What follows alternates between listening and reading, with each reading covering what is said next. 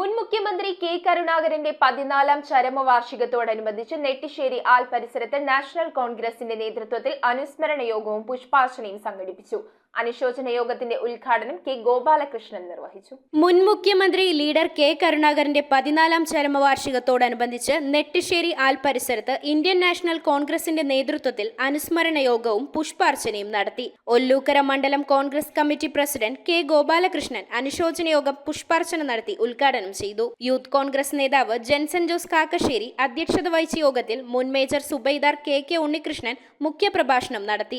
NP Ramachandran, Anilkumar Thekkoot, U Vijayan, H Udayakumar, PM Sulaiman, Sasi Nettissery, T Sreedharan, Chandran Veluthedath, Sunny Rajan, C Pazhanimala, Chandran Kochattil, TS Balan, Vipin Nettissery എന്നിവർ പ്രസംഗിച്ചു. News bureau, Ernakulam.